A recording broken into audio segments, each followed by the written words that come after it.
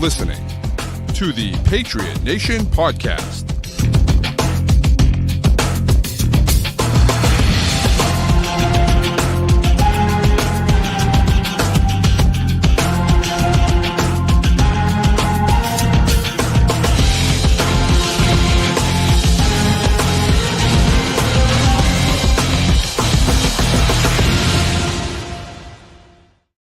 All right, welcome into the Patriot Nation podcast. As always, it's your guy, Pat Lane, here with my man, Matt St. Jean. And Matt, the Combine is officially over, which means that the league year is right around the corner, right? I mean, here we are. It's already March. And next thing you know, the legal tampering period is going to be here, and the Patriots are going to be signing players left and right, hopefully. We are less than a week away from, being able to legally tamper here, which is that's what we're all about. That's correct. Illegally tampering? No. Legally tampering? Absolutely. Yes.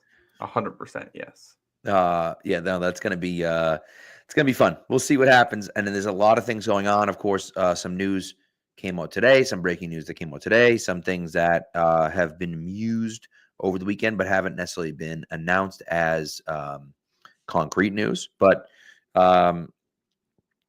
where things are heading. And so it's going to be really interesting to see where, how all that affects free agency and what the Patriots do. And also, free agency is going to depend on, do the Patriots have the assets to trade for some guys that they might want? And so, we have to figure out exactly where the Patriots are going to go. Yeah. I think that you look at the Combine, I think the big news for New England out of this, what everyone was looking forward to, was that measurement we were going to hear Sunday morning. Yep. And the question was, are Will Campbell's arms long enough to play tackle at the NFL? 33 inches is usually the threshold. You can get away with a little bit under that. Alaric Jackson is under that. He just signed a contract with the Rams. He's their left tackle. But Will Campbell's arms come in at 32 5/8 inches. So what was your first reaction seeing that, Pat? Not ideal. Not ideal. And I think it wasn't just the arm length for me. It was also the fact that the wingspan was so small. I believe they said it was the smallest tackle wingspan since 2011. And that's just not listen, there's a chance. And here's my big takeaway from the Campbell stuff. He looks like a phenomenal player. On tape, he looks like a phenomenal player. Doing his interviews, he looks really, he looks very poised, professional. My God, dude, the video of him doing the squat where he sets up the squat and winks at the camera and then does a squat. I was I'm in love with this man. Right? I would That's love your kind to of man have right him. there. Absolutely. I'd love to have him as a player on this team. The problem is this. If he can't play left tackle for you, you absolutely 100% cannot draft him at number 4 overall. You can't do it. And what I don't like is I don't like having to take the outlier at number 4 overall. Right. And not the outlier in a good way. Not the outlier that's, oh my God, this guy's so much better than everyone. Travis Hunter. Correct. Yes. The outlier that nobody can really do it like this. Right. Most guys that come out that are this size play guard. Almost everyone that comes out plays guard. Nobody with his wingspan has played tackle in the last, 12 15 years? 15 years, right? And so that worries me. Now, his bottom half is fantastic. His footwork is immaculate. All that stuff is true, right? And he is. He's incredibly athletic, right? And I think that Jared's right about that he's more athletic than people gave him credit for sure. But you can't, and he says it too, we're in no position to take a risk. You can't take a risk on him because if he isn't your starting left tackle and he has to play starting left guard and he might be a Pro Bowl guard, maybe he's an all-pro guard, maybe he's one of the best guards in the league, That's great. You can't take that guy at number 4. You can't do it. You just can't do it. Well, and it's a tough spot. Like, the funny thing is that it was a very good day for Campbell. Outside of these 2 measurements, he was fantastic. He was everything you would want. And there are some who still say, he's a tackle. Like, there are some people who say that, and I've seen it thrown around that, like, the way this class is, usually kind of just throw out positional value. And if you think he's a good player, take a good player. If you think there's a 75% chance this dude can be a Pro Bowl level guard, he might just be worth a pick at 4 in this particular class, even though you would essentially never advise taking that type of player at that spot in the draft. Especially, I will say, Pats have a wide open hole at left guard right now. So, there's a spot for him if he does have to move inside. One thing that I thought was interesting, I saw this picking up some steam kind of towards the end of the day on Sunday, was someone noticed that the measurements at the senior, or not the senior, but the senior and shrine are longer for basically everyone than they were at the combine. And it's the same people who handle the measurements for all 3. So, like, you had guys showing up with arms a full inch shorter. So I do think there's a certain degree of, okay, are Campbell's arms actually that short, or is he 32 7/8 and something's funky with the measurements? If he's 32 7/8, I don't really care that much. That's fine. His tape's good enough. That's fine. Right. And, like, I think this is where measurements at pro days are going to become very important for some of these offensive linemen, because there's a world where we might not be able to trust the combine measurements, which is really weird to say. Yeah. I don't know how teams are going to navigate that. Well, and you're totally right about that. Like, imagine if those numbers are off, right? And so then it becomes even more important that you send your guys down to the pro day. You let them, get an accurate read. So you feel like, all right, we're getting the read that we want. Or better yet, you bring them in on a top 30 visit. Yeah. Right? So you bring them in on a top 30 visit and you go from there. Now, I will say, maybe, and by the way, I'm not saying can't play tackle.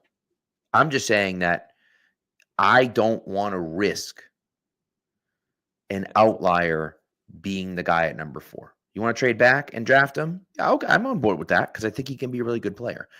I do also think, and CJ's asking us to move on from Campbell, and I think we will, but it's also a reasonable question. Like, and that was kind of the anticipated moment coming in was, him getting measured and seeing what it looked like. But I think for me, there's a lot of guys, right? There's a lot of guys, to me at least, there that you can argue are good picks at number 4. And I think for me, I don't know about necessarily great picks, but, like, obviously Abdul Carter and Travis Hunter, right? If they're there, I think you take them. You are sprinting to the podium. Right? So you take one of those guys. I think, and we'll talk about the tackle from Missouri later. So I don't want to talk about him. But I do think that Shamar Stewart's a guy that's going to jump up a little bit. Texas A&M, kind of that long, rangy player on the edge.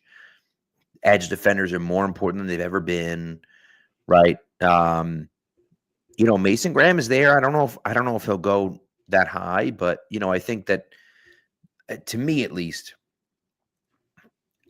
I'd be worried about taking a guy that just for positional need. And I think someone mentioned, I forget who it was that mentioned it. I think we mentioned it on the show before, but basically it was that, like, every time someone had the Patriots taking Will Campbell at 4, it was because of positional need. Yeah. And that's, and that's one of those hard things. And I think too, like Andrew even says it, like, you pay Williams and we're able to turn Stewart into an elite edge. Like, that's what you're paying these guys to do. Holding. Right. And so I think if you think he can be that guy, maybe not Myles Garrett, but you think he can be that guy, then you draft him at number, even if maybe you're reaching a little bit, you draft him anyways. Well, this class totally plateaus after the top 2. There's not a lot of difference in prospect quality between who's going to be, number 3 and number 4 on people's boards, and number 15, it's kind of preference for the most part. This is where this gets tough for the Patriots because, like, Mason Graham did not necessarily have the best combine. I still like him a lot. I'm just going to trust the tape on him. I like him. I think he's a good player. I think he's near the top of that tier. It doesn't mean he's the right fit for you in New England. I think what hurts you the most here, and this is, I see Savage Sports coming in the chat with this. This is something I've seen a lot from people. They talk about Membu, but the back half of the sentence, he should be there between 6 and 10. The problem Patriots are going to have right now is that if the NFL looks at the prospects from pick 4 to pick 16 and says, these guys are all about the same, what are you getting in a trade back? It's going to be a lot less than you think. You're not getting the quarterback haul, that's for sure. We can talk about the QB intel for this draft after this, but you're in a spot where I don't think you're going to be able to, in an ideal world, you say we're going to trade back into the middle of that tier and then just take whoever whoever you like the best at that point, which is probably just going to be someone on the line, a Shamar Stewart, a Mason Graham, a Membu. If Will Campbell's there, I think you're fine with it at that point if you're getting something extra in it. But if that trade's not coming, you just got to sit there and pick someone. And none of the guys who are going to be on the board are someone you'd feel that great about taking it for in last year's class. But this isn't last year's class. It's this year's group, and you're just going to have to take one of them. Right. It's a good point. And Jack actually asked a really good question here. Is, would you get a QB type haul if Hunter is still there? And I think it's a great question because to me, Travis Hunter is the best player in the draft. The hard thing about Travis Hunter is that where does he play, right? Is he that good? And Coach Williams, who, if you're not following him on Twitter, is a fantastic follow, believes that he's the best corner prospect in the draft, and it's not even close. And one of the best corner prospects the last 10 years. And also a phenomenal wide receiver prospect as well. And so you look at a guy like that is that good and that talented, and you say, well, someone should want him, right? But then the questions come in about, well, where's he going to play? And are we drafting this guy to play wide receiver? Are we drafting to play corner? And people are going to have different opinions about different things. And so I'm curious about that. It's a good question. If Travis Hunter's there at 4, number one, do you say we don't care what the offer is, we're taking him no matter what? And number 2, is someone going to pay an arm and a leg to go from 7 or 8 or whatever, or even 6 to go up and get him, if that's the case? And I think that's going to be something that's an interesting scenario where you're sitting at 4 and, the Jets are sitting at 7 or the Raiders are sitting at 8, and they're saying, we're going to give you next year's first round pick to get up to 4 and take him. And you may love Travis Hunter, but you might say, man, we got an awful lot of needs. We got an awful lot of needs. And, that might be a better fit for us. You know what I mean? I just don't think you're going to get a future first. I don't think so either. I'm just hypothetically saying, you know what I mean? Yeah, if you're getting a future first, I'm taking it. But and it was reported, Karen and Chris Mason had their article last week where their intel says the Patriots think he's the best wide receiver prospect in this draft, Travis Hunter, and the best cornerback prospect in this draft. I fully agree with both of those, and I think he hasn't been able to practice fully on either side of the ball.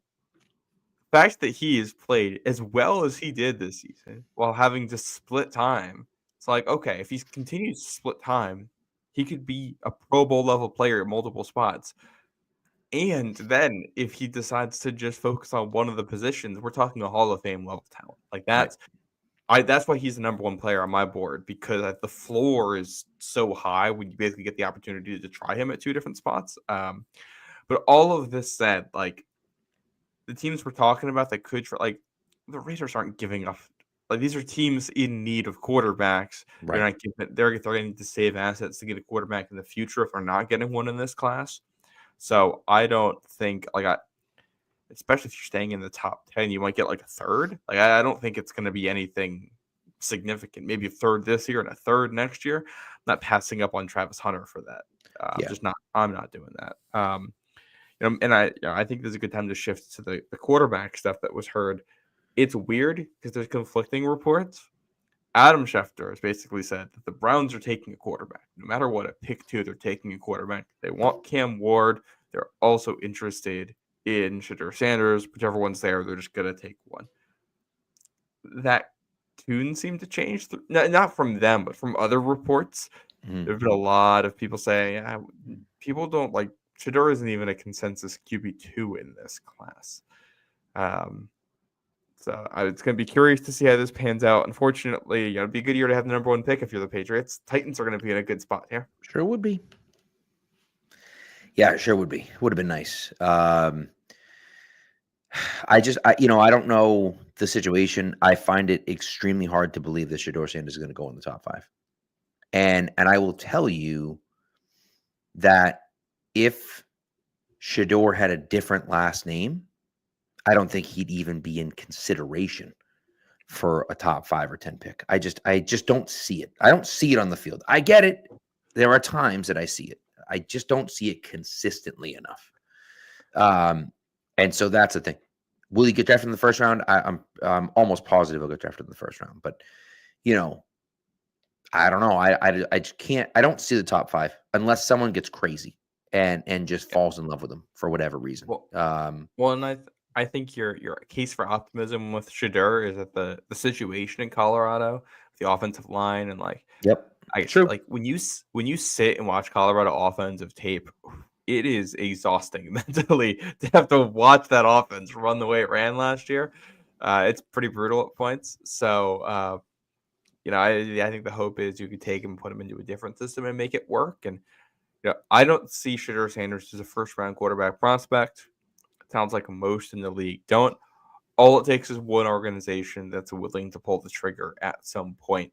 And I feel like this is a situation where either the Browns are willing to do it, or maybe the Giants, and he goes in the top 3, or he might fall, out of the top half of the first round. There was a mock I saw earlier today. Is it Lance Zierlein? It was linked from Patriots.com, and I forget who wrote it. But I think it had Shedeur falling all the way to 31, something like that. Late first round with someone coming. I think the Browns coming up from the second to go get him then, which feels just as likely as the Browns taking him at 2 at this point. Yeah, and that's the thing, and no one really knows, and I don't think anyone's going to know. So, it's going to be fascinating. It's going to be fascinating to see what the Patriots do and what happens with those guys. And again, and with that, there's just the Matthew Stafford stuff, the Giants striking out. There's all kinds of smoke the last couple of days. The Giants really want to trade up to 1 to jump the Browns to go get Cam Ward, which is probably that's a good situation for New England. I think you want that to happen, because if they don't want Shedeur and the Browns might, then you can have Cam Ward and Shedeur come off the board 1 and 2. Yeah, and then you're either getting one of the top 2 prospects at 4, or you're trading back because someone's giving you a haul for one of those guys. Yeah, if the Browns are set on quarterback and they're saying we're taking a quarterback no matter what, and the Giants move ahead of them to take Cam Ward, then absolutely, that's a no-brainer for you, I think. But we'll see. We'll see. I don't know if I'd agree that Sanders is the best accuracy in college, but he might have the best accuracy of the guys in this class. I think the problem is athleticism, processing time, ability to play in structure, ability to play on time. It's in some ways he reminds me a little bit of Bailey Zappi at points, in that he's not the best athlete, but when he wins, it's because he wins with timing and he wins with accuracy. There's a little bit of when you hear people talk about Shedeur Sanders, they almost talk about him the way that people talk about Mac Jones. It's not 1-to-1, but it's similar. Yeah. Which is where I think the last name is important. I think people are kind of, this is Sanders. He must be athletic. And then you watch him play. It's he's a good athlete. He's not. Cam Ward is a much better athlete, much better at extending plays, much better on the move.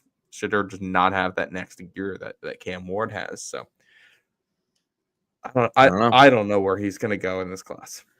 Yeah, and that's I think one of the interesting things about this draft and what makes this draft so fascinating is that last year you knew it was happening. Pick 1, 2, and 3. You knew it was happening. Everyone in the world knew pick 1, 2, and 3 was in some order was going to be Caleb Williams, Drake May, and Jaden Daniels. You knew that was happening. That was definitely happening 100%. When we got to this point, we pretty much knew that Caleb Williams was going number 1. And then the question was, who does Washington want at 2? And then will New England stick and pick at number 3, or will they trade back? We didn't know, right? But you knew quarterbacks were going 1, 2, and 3, and then you had a pretty good idea Marvin Harrison Jr. was going number 4, right? This year, nobody has any idea what's going to happen, right? Like, if I'm looking at it saying, all right, Tennessee could take Abdul Carter number 1, I could see it. Tennessee could take Travis Hunter number 1, I could see it. Tennessee could take Cam Ward number 1, and I could see that too, because their quarterbacks all stink. So you never, and I don't think they want to do that, but they could. The Browns could trade up for Cam Ward. The Giants could trade up for Cam Ward. The Raiders could trade up for Cam Ward, right? Like, there's all these different scenarios that could happen in this top 5 where you're looking at it saying, we have no idea what's going to happen. And so that's fascinating to me. The other part of it that's interesting about this year is that I do feel like the depth at certain positions is really good, but the high-end talent at some of those same positions are not as great, right? Mm-hmm. Tackle, I don't know if tackle has a ton of depth either, but tackle is a weaker position this year for sure than it has been in years past. I think that cornerback's actually pretty solid this year, right? So, but there's definitely like D-line, edge. There's a lot of depth. But like outside of obviously Abdul Carter and maybe Shamar Stewart, but outside of that, like there's no blue chip players at the top. And there's no Myles Garrett, like, and that's Abdul Carter's like a very good prospect, but he's not right. Like in last year's class, I don't even know if he's probably a top 10 pick, but he might not be a top 10 pick. Yeah. The way last year's class went down. Yeah, it's weird. Like, wide receiver to me is an interesting position because there are guys that I like on day 2.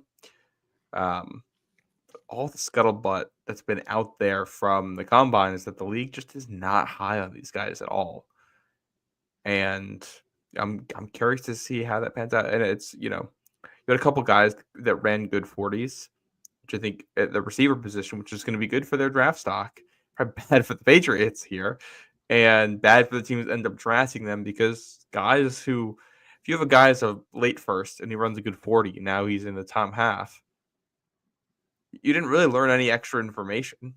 Like Matthew Golden, I think I knew Matthew Golden was fast. I'm honestly not that shocked he ran the time that he did, in the 4.3s. I think he's fast on tape. He's not that fast on tape. Right. And some team's going to draft him in the top half of the first round now, probably. And I don't know if he's his stock shouldn't change that much, but it will. Jalen Noel out of Iowa State feels like a guy who was like a mid-third rounder who might go top 50 now because he had a good 40 time. And I just don't know if that's accurate for these guys. It's really interesting. It's really interesting to kind of see where all that goes, right? And I think Tet McMillan is a guy that I would hate at number 4, but like at 10 or 12 or 15, I'd be on board with that. I think some of the stuff from the combine is fascinating because like Emeka Egbuka, right? Mm-hmm. That's how, did I say that right? I think it's just Ibuka, but I could Ibuka. Okay, Emeka Egbuka. It's funny from all the film, like all the prep that we do for this stuff. I feel like most of the time we're either reading about prospects or watching film, neither of which has name pronunciations. Correct. Yeah. So, anyways, but either way, he's a guy that there's been zero buzz about him because did he run at the combine? No. So he didn't run at the combine. There wasn't a lot of buzz. There's a lot of buzz about about a bunch of other guys. It's like, does that guy drop to 38? And if he drops to 38, you're sprinting the card in at 38, assuming you don't draft a wide receiver in the first round. You're sprinting the card in at 38, in my opinion. I think he's a phenomenal player.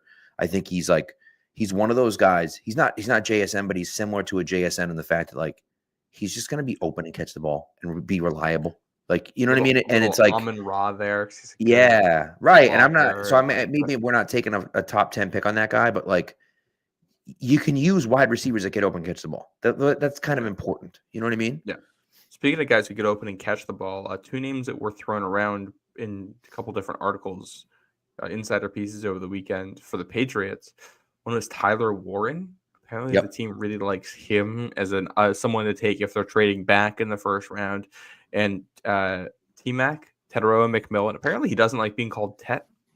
So, which is interesting. Yeah, but your name, not mine. So Teteroa McMillan. Apparently, they also like him, which I've seen the N'Keal Harry comparison get thrown around. I think they're very like I am the original N'Keal Harry hater going back to that draft. And I like Teteroa McMillan a lot. I think he's a good prospect. I would have no issues with the Patriots taking him if they're moving back. 4 is probably a bit rich for me. But like big body, he moves really, really, really well for his size. And the thing that he has that N'Keal Harry never had was a flexible, bendable lower body. His knees, his hips, they are flexible, which means he's a better route runner. He can make more acrobatic catches. I think he's better after the catch. He's got a really good sense for football, too. You see that on tape at points, just where to be on the field in a way that I don't think we ever really saw from Harry. So I think there's still some concerns with McMillan. Leaving the Travis Hunter out of it, there seems to be some doubt now of if he'll be the first receiver off the board. But apparently the Patriots do like him. And you listen to Mike Vrabel talk about receivers, him wanting big physical guys. I think that makes sense. Sounds like him. By the way, Live or Love, not both, says it was Taylor Kyles that said that. So, which makes sense. That said what? That the Patriots were interested in McMillan. I think it was what you weren't sure where it came from.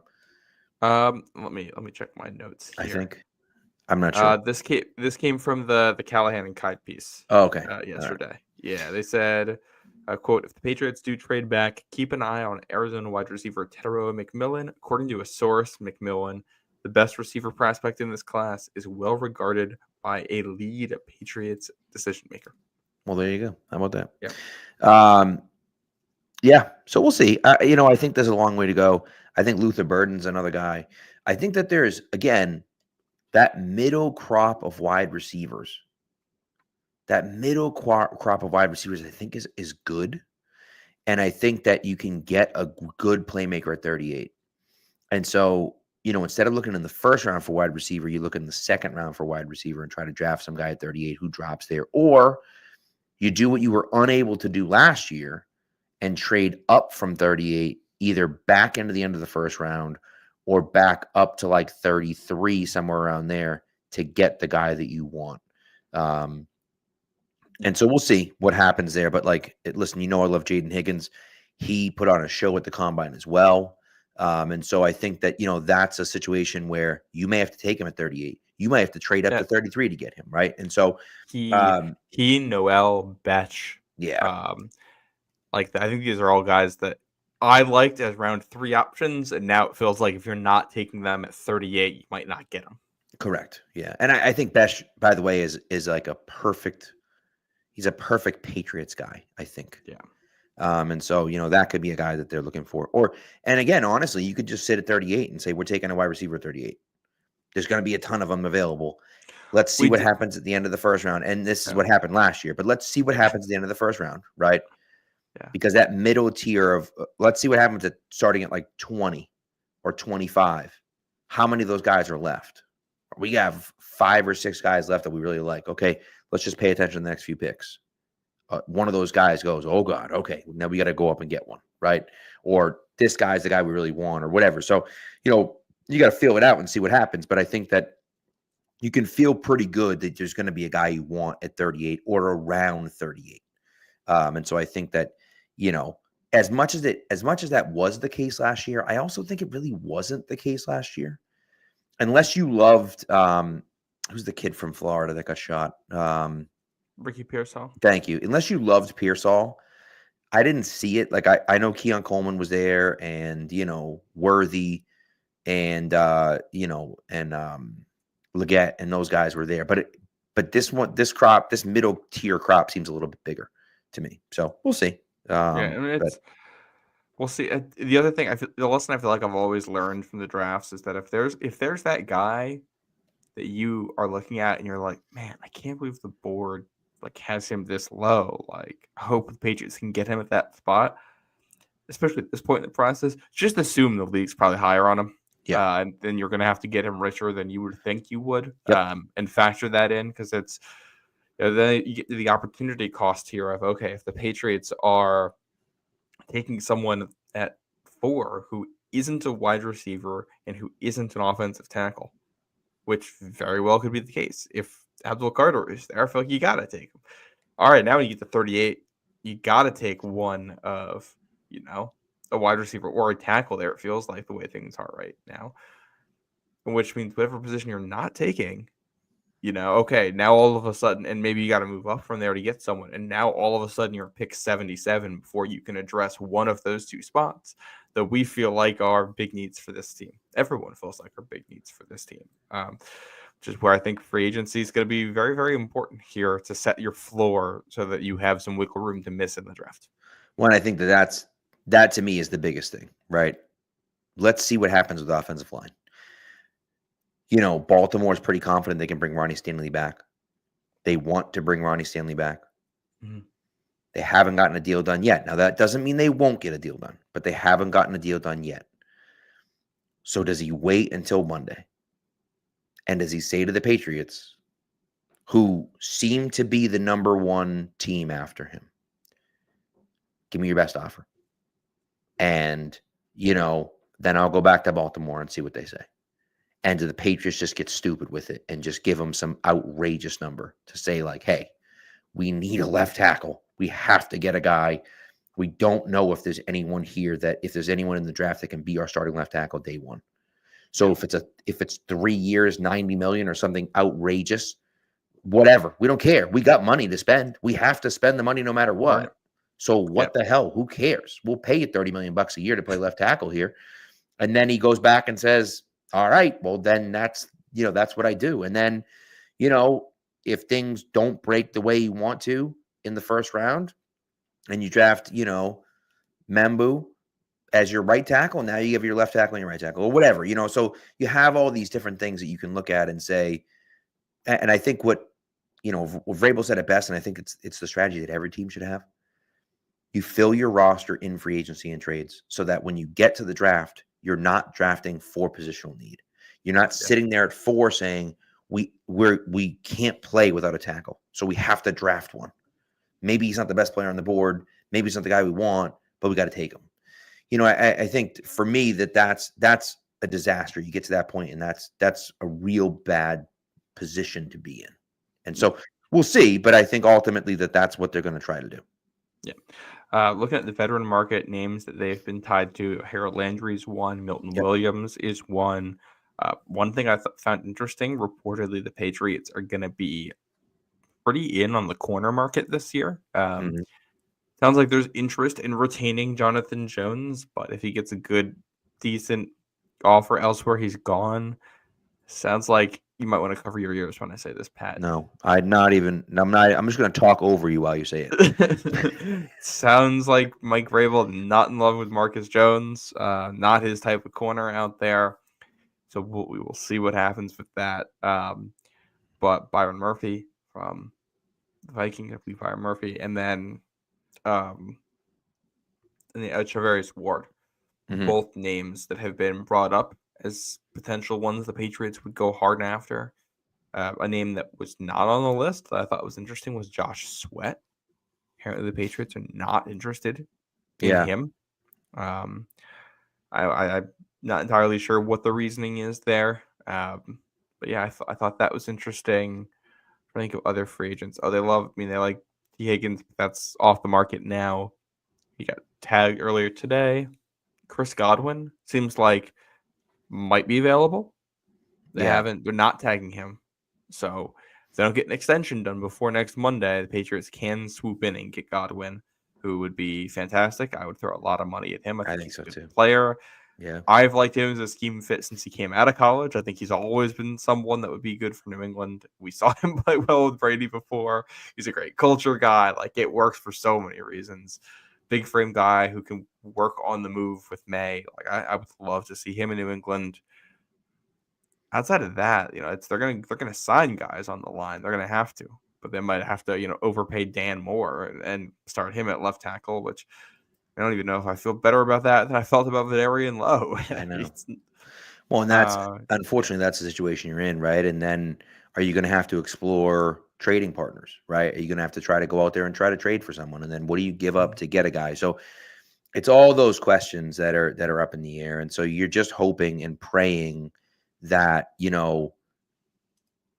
Ronnie Stanley gets there, or, another guy gets there and you can look at it and say like, all right, I feel good about that. And look, I don't know, but I will tell you that it has to be better than last year. Like, you feel like it's going to be better than last year no matter what. But again, what are you going to do? And this brings me back to 2 years ago. This brings me full circle back to 2 years ago when the Patriots had an opportunity to sign Orlando Brown Jr., Jawan Taylor, who stinks, but whatever, Jawan Taylor, Orlando Brown Jr., Jawan Taylor, or Mike McGlinchey. And instead of signing any of those three guys, they signed Riley Reif and Calvin Anderson. And what a colossal disaster. To have that happen is just inexcusable. It's inexcusable to think that you can just plug in some old guys and some guy that never had any sustained success in the NFL and not sign any of the three veteran, proven players at a position of need was just so incredibly stupid. And those are the things why Belichick got fired, right? It is things like that. That decision, the cornerback decision with J.C. Jackson and Stephon Gilmore, and the guard situation with letting Joe Thuney go, trading away Shaq Mason for nothing, and letting Ted Karras walk. All of those things happen combined with the fact that you draft Cole Strange in the first round. And again, it's that thing. So you look at it and say, well, if we didn't let Joe Thuney walk and we signed him to a big extension, and we had signed Orlando Brown Jr. and Mike McGlinchey, or even if we hadn't signed him, even if we just signed Ted Karras, think about how much better offensive line would be if we had signed Ted Karras to our left guard spot. No, I won't let it go. I will never let it go.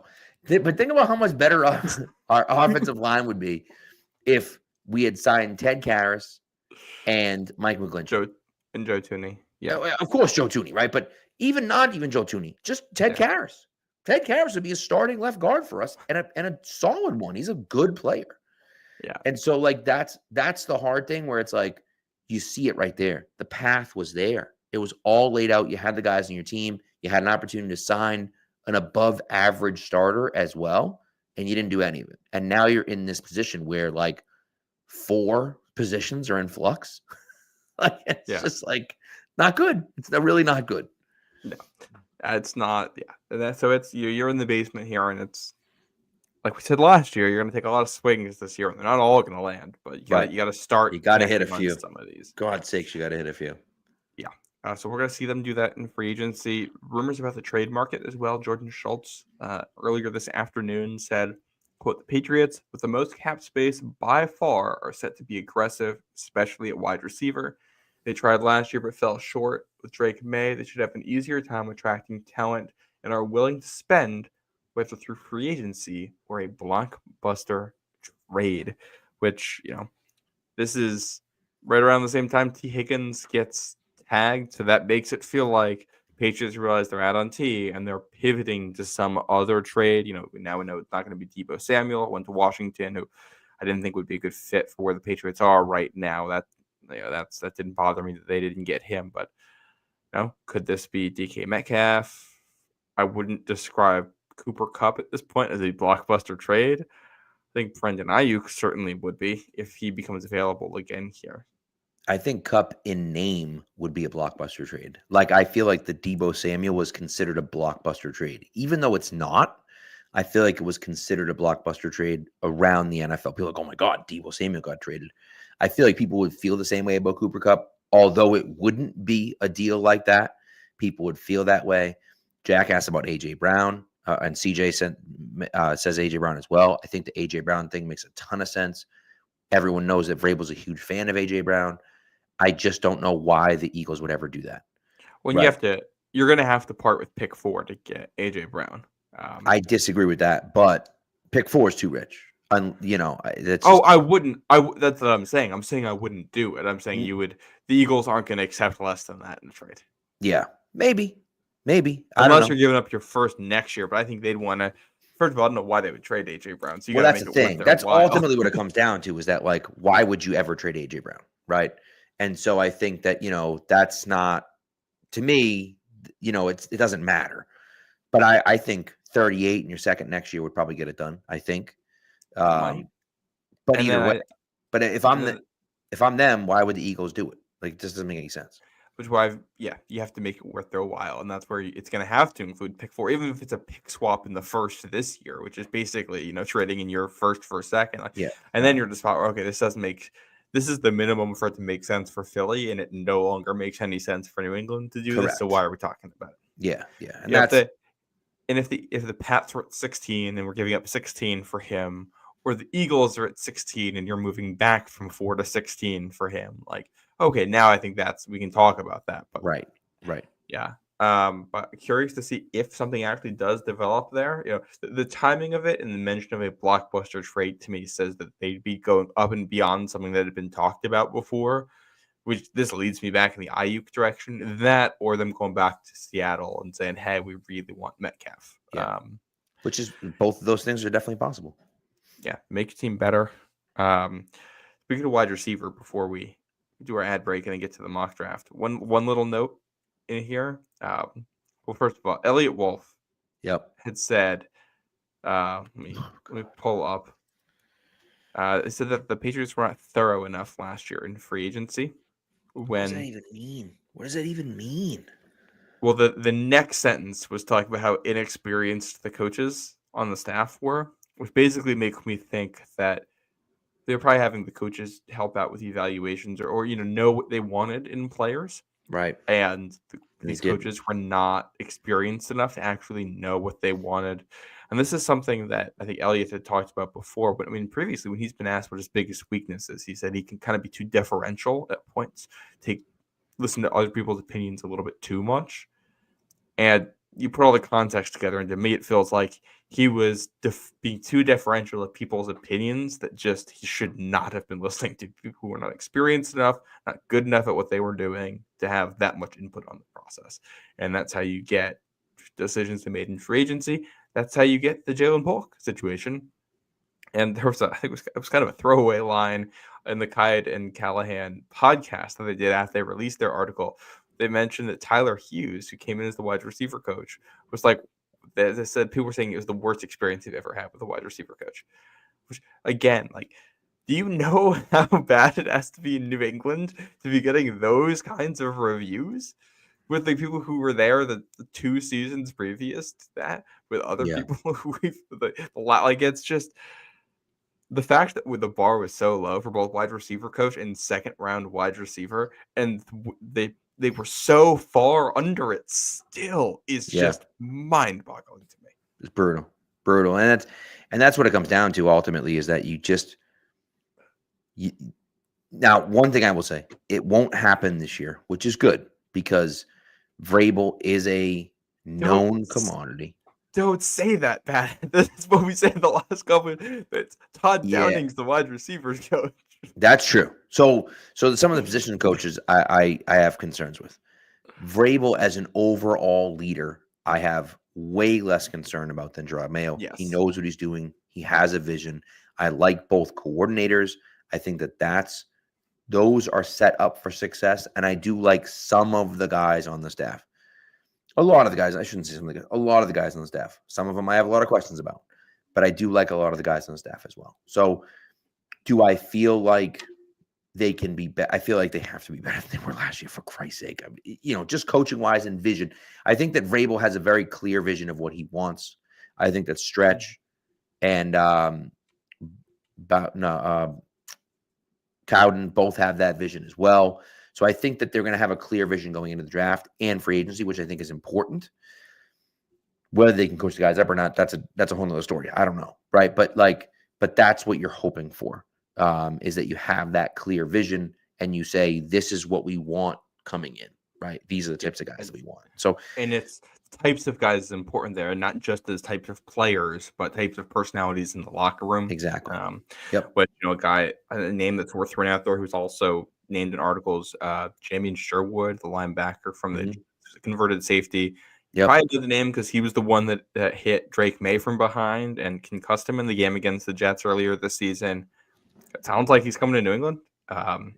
And if he does, like, he is fast. He's very physical. Maybe towing the line at points. I've watched a lot of Jets games, and he's a guy that always stands out. As in you watch a hit and you go, oh, and then it's 44. Yeah, that makes sense. Yeah. But I still on your team.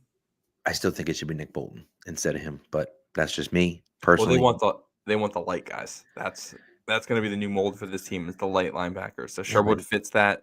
Yeah, another former Jet too. Speed though, man. He's still fast. Sure. Yeah. He was an DJ Reed, by the way. All-pro linebacker 2 years ago. Oh yeah. I love him too. DJ Reed, the Jets corner, has also been rumored to be someone they're in on, which I would like. I like the idea of paying for a corner opposite Gonzalez. Like, corner is very much a weakest link type unit. Yep. So when you have a really good player on a rookie deal in Gonzalez, just pay for the other guys, pay for the other links in the chain so that you know that they aren't weak and Gonzo can really shine in that corner one role. So if they don't like the guys that they have in the building now, which another Alex Austin they still haven't signed. Yep. Restricted free agent. I think they're going to get something done. I think you would think, but there's discussions about term. I believe Mike Reese was saying, but like how many years to go with it? But like, you don't haggle like that with someone who you really like as a player. So there's a real chance that your starting corners in week 1 are going to be all different guys outside of Gonzo. Yeah, I agree. So we'll see. All right, let's get to our ad read and then we'll get into your mock draft. Sounds like a plan. All right, this ad read, of course, it's for Prize Picks. Prize Picks is the best place to get real money sports action with over 10 million members and billions of dollars in awarded winnings. Prize Picks has made daily fantasy sports accessible to all. You just pick more or less on at least 2 players.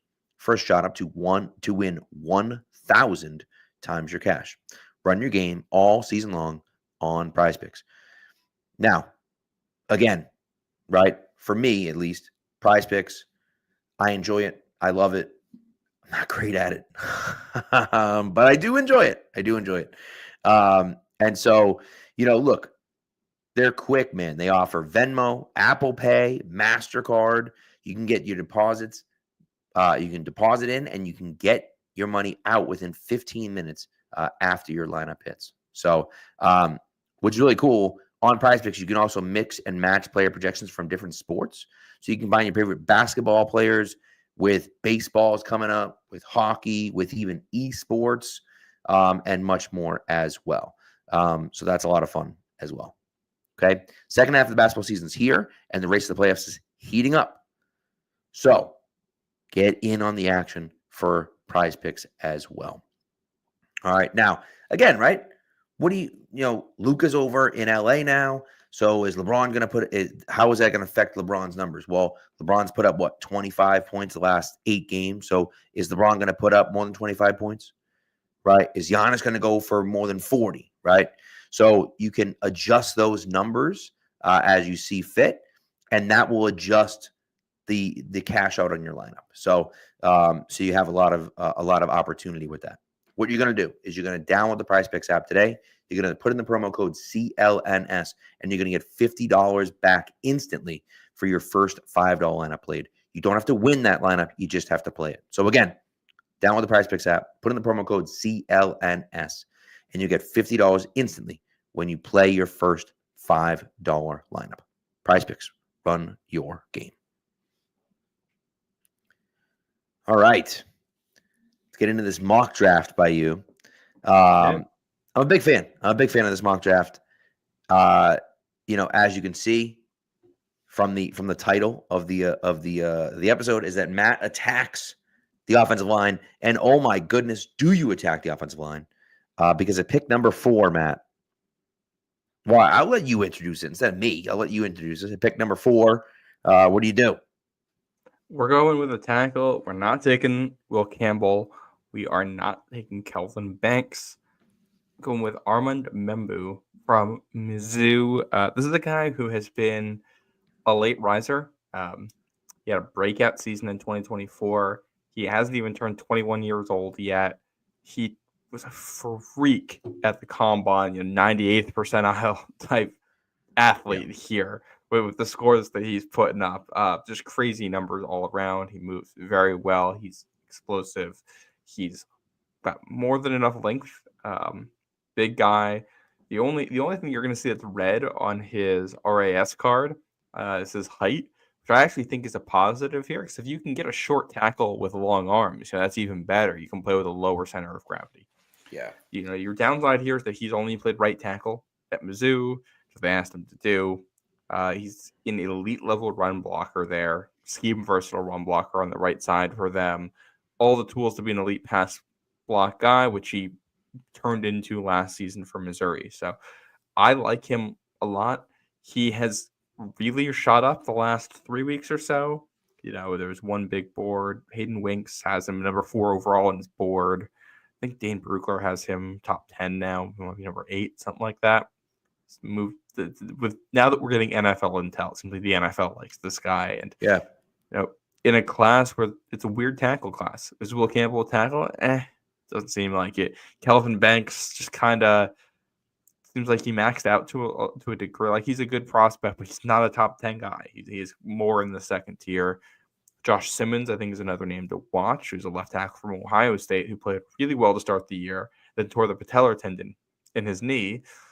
So he didn't get to face, the high level competition that Oregon faced this, or that Ohio State faced this year, and that's an injury it takes a while to come back from. There was a report that he might be back for week 1 this season, which would be very impressive if that's true. Yeah. But yeah, in a weird tackle class like this, where we're not sure who the best guy is overall, or how the draft stacks up, I like Membu a lot. I think he has a long, bright future in this league as a franchise player. And I don't know if he's a left tackle, but we all remember what DeMontre Jacobs looked like last year. Right tackle is just as big a need for this team. I have no issues addressing it this high. Yeah. And here's the thing, right? Left tackle, right tackle, it doesn't matter. You need both, right? Mm-hmm. And as you mentioned, Will Campbell isn't going to be the consensus tackle number 1, I don't think, by the time this is all done. Daniel Jeremiah knows just about as much as anyone else knows, maybe more. He's number 8 on his board, right? I mean, like, if he's number 8 on his board, there's a reason for it, right? Now, maybe you don't have to take him at 4. Maybe you feel like you can move back and still get him at 7 or 8 or 6 or whatever. But for me, at least, I look at it and say, I will draft this guy. And unlike last year, the process that I hate, because Ron Riot's asking this question, the process that I hated last year was drafting a right tackle and saying, he's good. He can play left. I think that's stupid. I think that's dumb. If he's a right tackle, let him play right tackle. Why do we care? If he's an elite right tackle, let him be an elite right tackle. Right? And I think you don't drafted Joe Altai to play right tackle last year. Bingo. Right? Like that. And what's interesting about that is that Joe Alt actually played left tackle in college. But I think for me, it's a good point. Played the opposite side of the mint. That's true. Yeah. I just think that leave him on the right side, and maybe he can play left. Who knows? But to me, I don't think you want to draft him with the intent of playing him at left tackle, saying we have to put him at left tackle. Hey, put him at left tackle and see what happens. Sure, if it doesn't work out, then he plays right tackle. Either way, he's going to be a starter for you next year. And I think you kind of plug him in day 1. And, he's your plug and play starter at one of your tackle positions to start the season. And I think that, is number 4 a little bit rich? Maybe. By the time draft day comes, it might not be. Right? Remember Darnell Wright? People were talking about Darnell Wright being taken in the 40s and 50s. He put on a show at the combine. He did work on his pro day. All of a sudden, he gets taken number 9 overall by the Bears. And so I think that's, I don't know. Anyways, and Ryan, by the way, Well, says and Lance Zierlein, by the way, who also dropped a mock today, full first round mock, has the Pats taking Membu at 4. He's more plugged in than I am, that's for sure. yeah, But yeah, and I will say Ryan makes a point. Left tackle is way more important. That's why you make them move over. That said, the salary difference between these two positions is not as big as it used to be, which right. is in part because you got to have 2 tackles. So I, and it also if you sign a Ronnie Stanley, then you can take Membu and have him play at the right side, and then move over to the left later on if you want to try cross training him there. Yep. And it's if you can only fix one tackle spot this offseason, would you rather have Vidarian Lowe and Membu or DeMontre Jacobs and whoever it is at left tackle? I'd rather have Lowe out there than Jacobs. It stinks to have your worst player on the left side, but it is what it is. Maybe you can move Membu. Now, all of this discussion we're having is totally moot for this mock draft because go back later into the first round after the Patriots trading back up, which I will say some people quibbled with me about the trade value here. Have the Pats given up a 5th to move up about 10 spots from 38 to 11 spots, 38 to 27, and getting a 7th back from Baltimore. I agree. I thought this trade value looked weird. I used the Fitzgerald Spielberger chart. I think it's the over the cap or Spotrac one or whatever it is. I use a variety of different value charts for this stuff, but the math checked out on this one. It said that it was legit, so we're going with it for now. Maybe it isn't enough. Maybe you got to throw in a little bit more, but it's also a fake mock draft that we're doing, and more opportunities for more picks later in the draft is fun. So that to move up 11 spots to take Josh Connerly, the left tackle from Oregon, also a young player, also raw. He's not as polished as Membu. Very much a similar prospect in a lot of ways, just a tier less athletic, a tier less polished.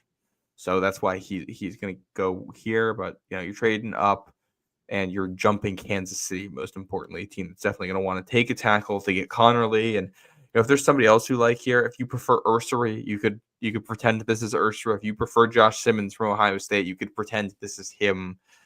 Guys who might be in this range. But the idea to make a trade up to get a left tackle and try to get both tackle spots solidified in the same class. And I love it. I love it. I love Connerly anyways. He was in one of my mocks I did earlier this year. I think, you saw what he did to Abdul Carter in that game. The consensus number 1 edge player for sure, and potentially the consensus number 1 player. And he just shut him down for the majority of that game. And so, he's a guy that gained traction because of that, but he's put on, he had a really nice performance at the Senior Bowl as well. He looked good in these games. Looks like he belongs.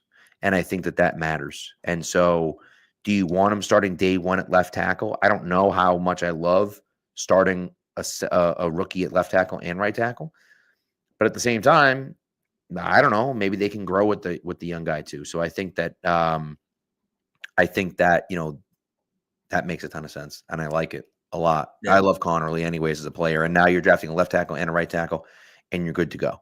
And you can just, start day 1. Here you go. Well, like in this situation, you've probably signed, Dan Moore or someone like that, right? And because Ronnie Stanley wasn't available, right? Well, and you're not going into camp. Oh, that's the other thing. You're trading up with Baltimore here, so if Ronnie Stanley is available, then they're looking for a tackle here. So you're not able to pull off this trade, and that's fine. They're just taking him for themselves. But yeah, and I don't think you have to go in with a set plan for who's going to start day 1. You had talent.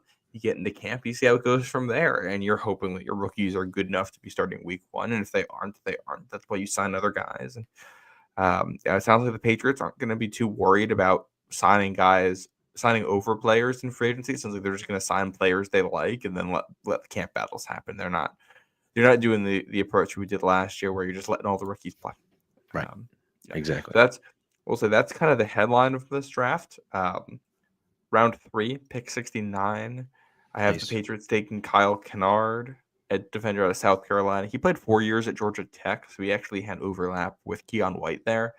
But 11.5 sacks, led the SEC last season. Kind of a late breakout. There's holes in his game, but he's a good pass rusher. He's physical.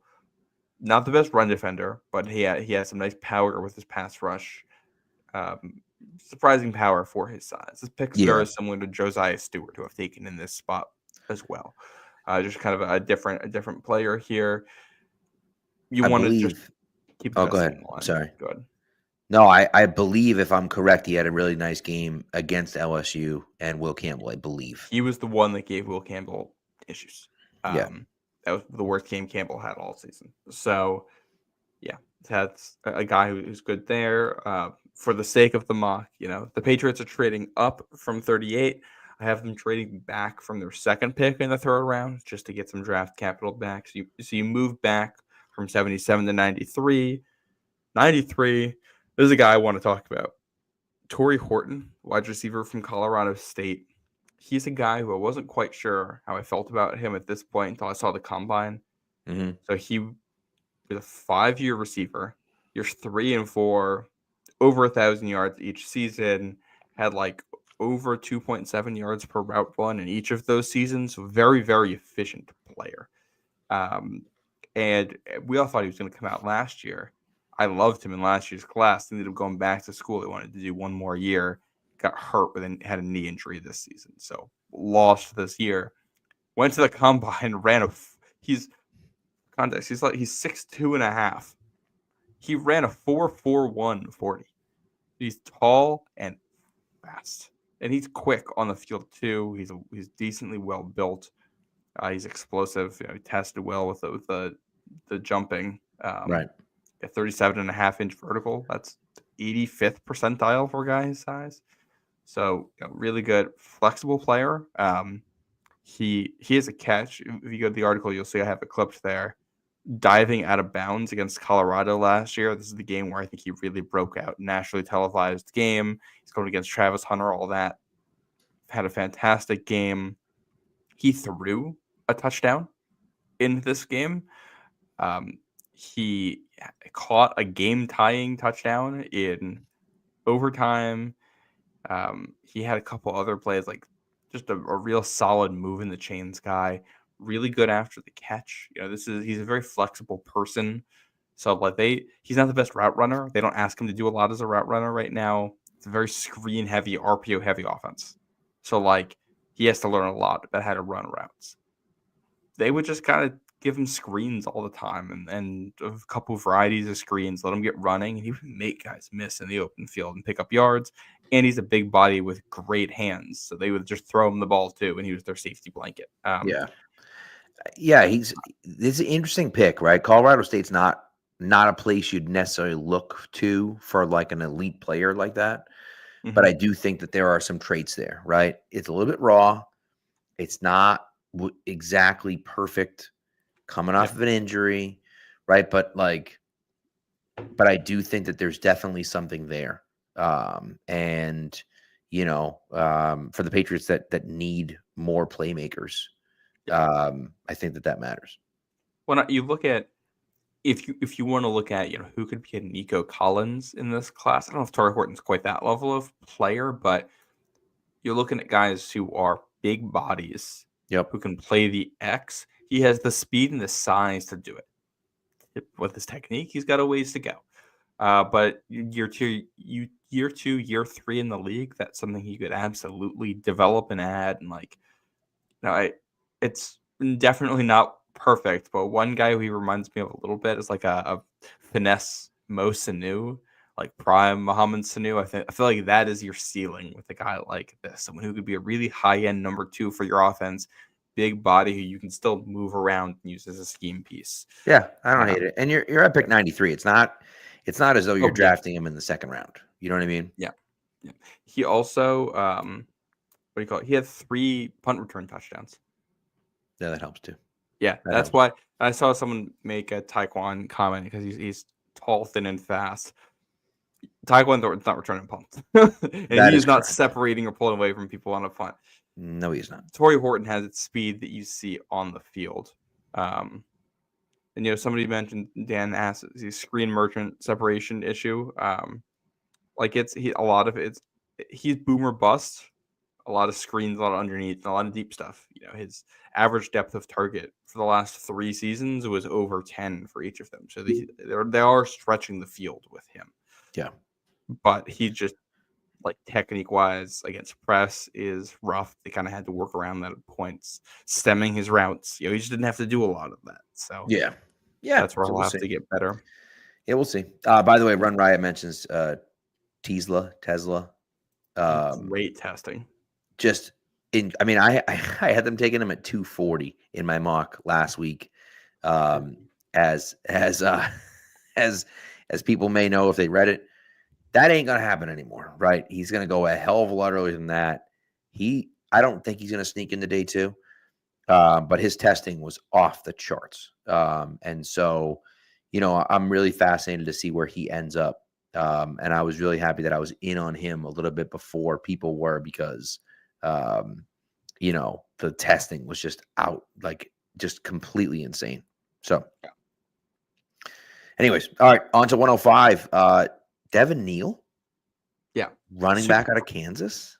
Super productive running back. It's a good, deep running back class. There's nothing, he didn't test very well at the combine. I don't really care that much about that. He looks great on film. When he's playing football, he's fast. I don't really care what his 40 time is. Yeah. He's just a really good back. He's quick. He makes guys miss. He has 3,000-yard seasons for Kansas. In his career, he has over 5,000 yards from scrimmage between rushing and receiving yards. 49 rushing touchdowns in his career. He's just a super productive player for them.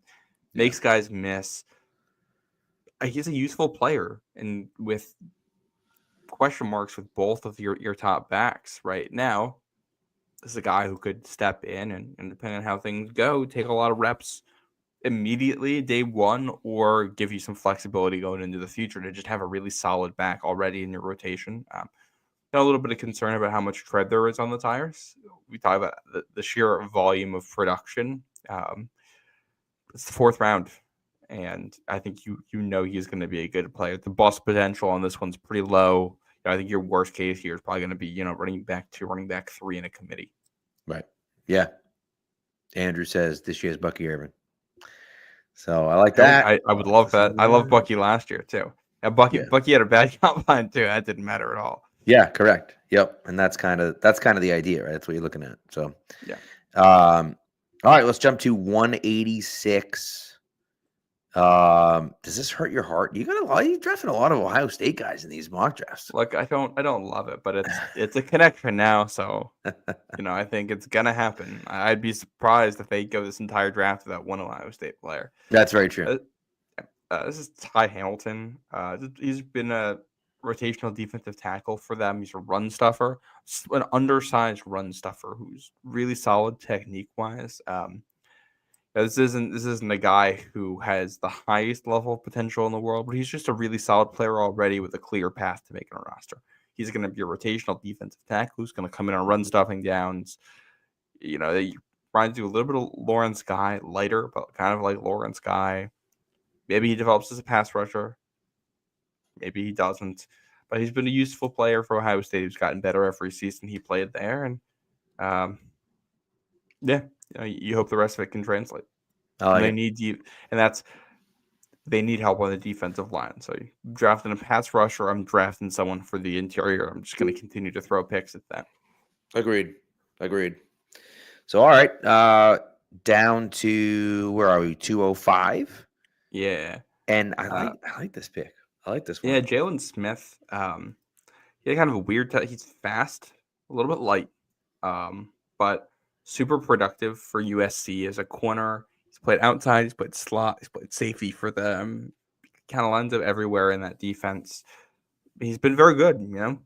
PFF likes him a lot. Got invited to, I believe it was Shrine Bowl this year. Solid player. Ran a 4.45. With that versatility, you're just hoping he can bring something on the back end for you. And that's what you're hoping, right? A guy that can step in and, maybe get some snaps on defense, maybe play some special teams and kind of see where it goes. You know what I mean? Yeah. We got 2 more 7th round picks here. One of them, Connor Colby. He's a sick mullet, I found out. Oh, yeah, he does. Someone in the comments is very mad at me that I took someone based on their mullet. So I'm going to find more awesome hair in this draft and keep drafting guys. Yeah. He has been questionable as a pass blocker, as a guard for Iowa. But from like day one, he's been a good run blocker for them. He kind of bounced. Like he started at right guard. Like they tried him at right tackle, then moved him to left guard, then moved him back to right guard, and he's been at right guard ever since. And he's been good there. Now I think you'd probably move him to left guard, but back up at both guard spots. Who's a really good run blocker, and you hope the pass blocking comes along with it. Is the idea here? Yep, I agree. And the last pick here, very athletic too, by the way. RAS of like 9.66. Love it. Very Love fast, to see it. Explosive, big. Yeah. Well, and that's and look, you mentioned a good RAS score, and the last guy you take with a pretty solid RAS score is Luke Lachey. Is that how you say it? I don't know. I'm not sure if it's I was assuming or not. Lackey. It could be. It is spelled like Nick Lachey. So, I don't know. I don't know. I don't know if it's Luke or if it's Lachey or Lackey. I'm not sure. Nevertheless, tight end from Iowa. Yeah, he has not been productive. Less than 900 career receiving yards in 5 seasons at Iowa, but he tested pretty well, and he's an Iowa tight end. So, they say not to scout the helmet board, pick 240 here. So why not take another tight end in the 7th round? Do you think might have some untapped potential there? Yeah, what the hell, right? And that's the way I kind of look at it. It's like in this, right? It's Iowa, right? This late in the draft, who cares?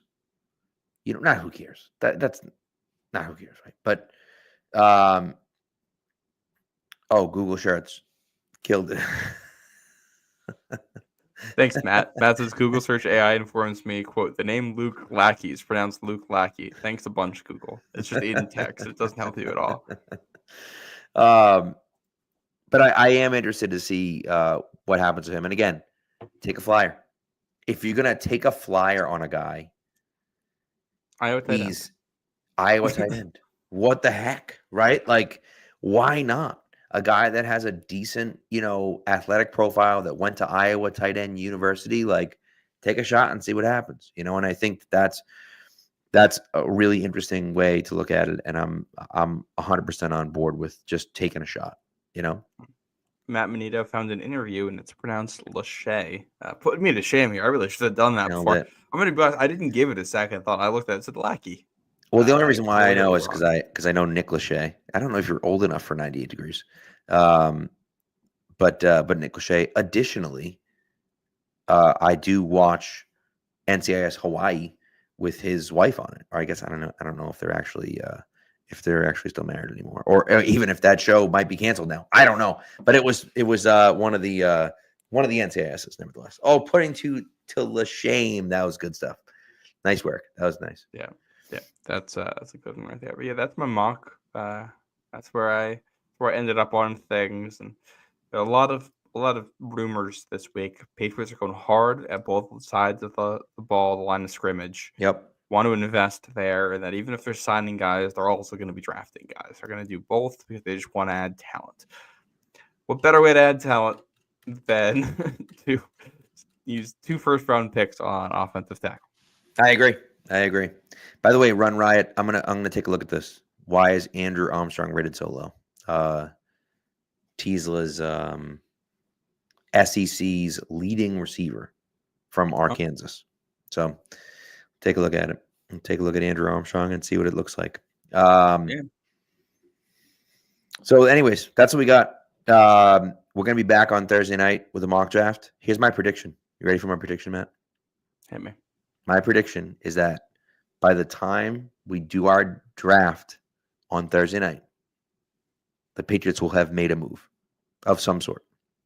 And that move is going to be signing Alex Austin. Oh yeah, could be. I'm hoping it's bigger, but I'm thinking the Patriots are going to have made a move by Thursday, and we'll have something else to talk about. That would be nice. Otherwise, it's going to be, final prep for free agency here. Yep. But that'll be the big thing. Like, that's next Monday. That is Crazy. get here fast, and It's crazy. hopefully, you can get one of Ronnie Stanley or Chris Godwin. One of those two guys would make me feel a lot better. That'd be And so it feels good. like Both. also one Why thing not that both? we talked before about how Vrabel has a vision. I think one area where that's important, I think it was mentioned in multiple articles, was that it seems like they have a crop of mid-tier free agents who they already know they're targeting a guy they specifically want in the building for whatever reason. And I think that's huge. When we look back at that Patriots spending spree a couple of years ago, like some of the splashy guys didn't necessarily work. But Kendrick Bourne was a mid-level signing who immediately became a very productive receiver for you. Jalen Mills was kind of like a depth guy who was a really important piece in your secondary for a couple of years there, a versatile piece for a couple of seasons. Look at this year, Antonio Gibson being one of those guys for you, and being able to nail guys in that area, that tier, says a lot about what your vision for the roster is, because you have to imagine a role for them, know what traits you need for that role, and then identify a player that has those. And you have to be really good at that. Yeah, and I think it's about culture too. It's about setting a culture and setting a tone. You look at what the Patriots did in 2001, right? And how they got all those mid-tier guys at the same time. They brought them all in. Bobby Hamilton and Mike Vrabel and David Patton and Roman Pfeiffer and so on and so on. They signed 1 million of those guys, those mid-tier. Mike Compton was one of them, right? These mid-tier guys that were good players, but they weren't great players. But then they came to the Patriots and they became contributors right away. And how many of those guys that they signed in free agency became starters for them on a team that won the Super Bowl? So, like, that's one where you look at it and say, man, like, and the Patriots aren't competing for a Super Bowl. Let's get serious, right? But it's a situation where if you find the right guys and put them in the right situation, you bring yourself from an absolute garbage team to a middle of the road, mid-tier team immediately, because you find depth guys and guys that immediately bring you up to at least like an actual NFL team. And so that's one of the things. And Brian Cox, another one from Matt as well. So like it just, that's the kind of guys you need to bring in, I think. One reason why that's important is that if you're that good at identifying what roles need to be filled on your roster and what types of players can fill those roles, this will probably extend to your ability to draft. Yep. And that's where you're going to get your biggest, your most important pieces over the next couple of years. And like you mentioned, the culture, being able to set the culture now for guys who were drafted in 2026, 2027, 2028, so that they're coming into something stronger than what this rookie class is coming into, what last year's rookie class came into, to help the development aspect of things. That's critical. So hopefully that works. It was interesting. It was funny. I think it was I believe it was Doug Kyed. I don't remember if it was with Andrew Callahan or Michael Hurley. But it was kind of mentioning that, like, there's other names that he held back from his article that he knows specifically are targets of theirs. It's just like he can't too specific, too niche to actually print in advance right now. But yeah, and I think that's kind of the idea. Hey, we're interested in all these top tier guys. Yeah, no kidding. So isn't everyone else, right? But those mid tier guys or low to mid tier guys, those are the guys you can't give away, because if you feel like they're going to really help you set the tone and set the culture, you don't want to be given that advice to anyone else. Yeah. And Paul in the chat says Pat's could be this year's Commanders. I think that's what you have in mind here. The Commanders made a bunch of specific signings to fill specific roles on their roster, and it worked. And trying to do the same thing here. And then at this point last year, the Commanders were the ones saying, hey, we're not talking Super Bowl this year. And they came one game away from being in the game. Yeah. So you never know what's going to happen. Well, and that's the thing. And I think too, like you hit on a few of your picks, right? Coleman, who you take in the third round, becomes your starting left tackle, right? And so, and obviously you hit on Jane Daniels pretty well. And so, it's those types of things that happen. And so if you can hit on a few picks, you can bring in a few, good players in free agency. Maybe you trade for one or two of them, and then you go from there and see what happens. Yeah. So one fun note on this, because you mentioned Coleman. They also mentioned on the Callahan and Kide podcast, apparently Doug Marrone is a fan of Caden Wallace. So there are people, when you have transitions like this from one staff to another, especially multiple in quick succession, like we've seen, guys can just get out of the rotation because they're no one's child. no one is accounting for them. It sounds like Caden Wallace still has some backers in the building, which is good for him, and same for Polk and Baker. So so we'll see. Don't know what those guys are going to turn into, but you hope you're getting competent wide receiver coaching this year, and then you hope different culture, different situation, you can get anything out of either of those picks. You feel okay about it. Yep. I have one last note on Wolf, by the way, which I feel like I thought about earlier, forgot to mention, because I mentioned that he's like deferential to other people, and this is something that he has talked about. Yeah. And there's been discussion about, okay, who is making the final calls in New England? Because Wolf had the language in his contract that he was the guy last year. Yep. And that hasn't been changed.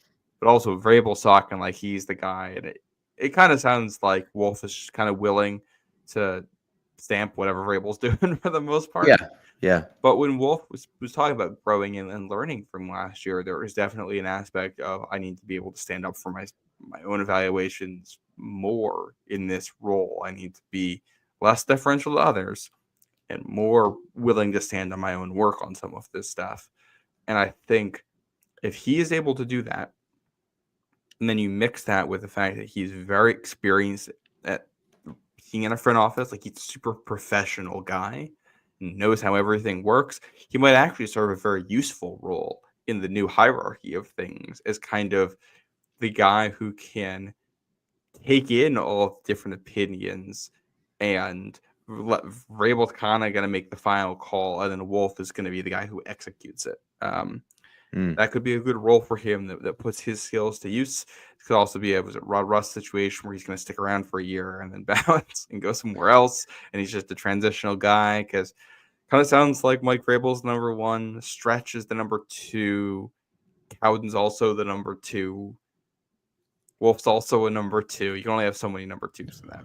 Well, and that's the question, right? Is it what will look like there? And I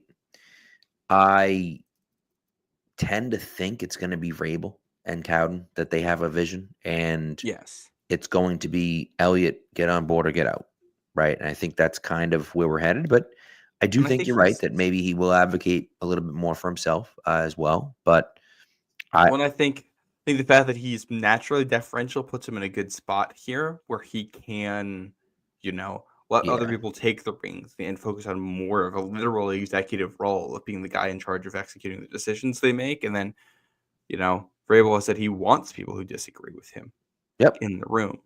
So if Wolf is the type of guy who, able to come in with his own viewpoints and articulate them and provide a different viewpoint to those guys, and then when Vrabel says, all right, I've made the decision, this is what we're going with, now you got to go run with it. Right. Yeah. Good point. That's a good point. All right. Let's get the heck out of here. So thank you, everyone, for tuning in. Chat was blowing up tonight. We appreciate everyone. Thank you for coming through. Sorry we didn't get to some of your questions, but we really appreciate it. And we'll be back Thursday night talking some more Patriots with a live 7-round mock draft, and hopefully with a guest as well. So we'll go from there. Until then, be good to each other and go Pats.